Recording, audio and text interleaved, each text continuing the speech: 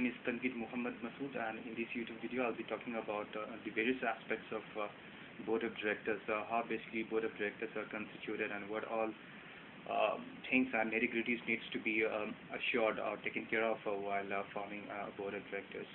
Board basically constitutes, or rather board of directors of any public or private setup basically constitutes executive as well as non-executive directors. There should be proper and adequate representation of both executive directors and non-executive directors, and the fees or compensation for executive and both non-executive directors should basically be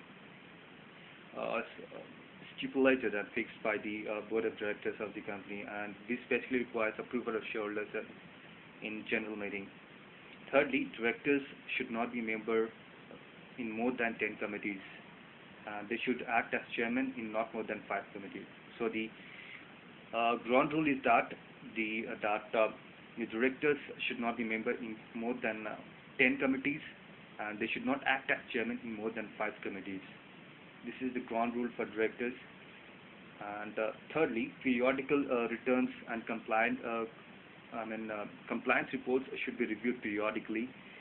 There should be proper appraisal from time to time whether the returns, whether all the documents and financial reports have been filed properly or not. And this is basically the lookout of the board as well as the auditors who are basically hired at times to look into this. And apart from this, if there is any instance of non-compliance, that needs to be taken care of as quickly as possible.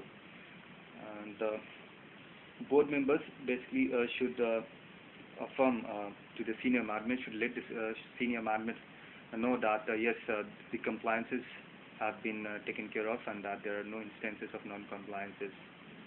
So this is the duty, this is the responsibility and job of the board members as well, to let the senior management, to let the people in the higher level of the hierarchy know that the compliances have been taken care of, to be more precise. And at the end of the year, annual report or annual return for that matter should be signed by the chief executive officer of the company.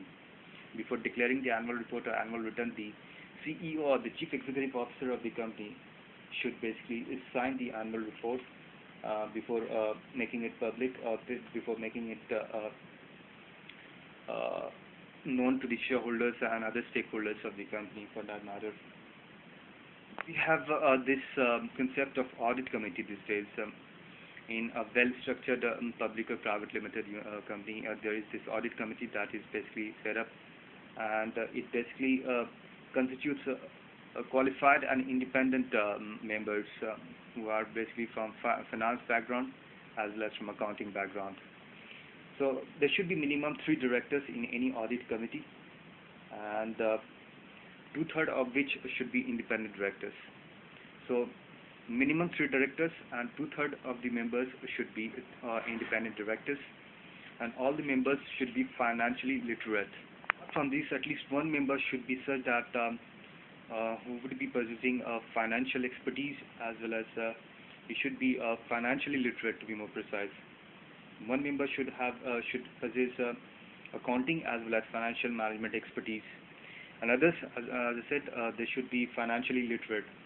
So the bottom line is that in any audit committee there should be minimum 3 directors, 2/3 of the members should be independent directors, and one member should be possessing accounting or related financial management expertise, and chairman of the audit committee should be independent director, and he should be the one who would be taking questions as far as shareholders are concerned. Shareholders are basically at the liberty to put forth their questions before the independent director in any annual general meeting, and this is basically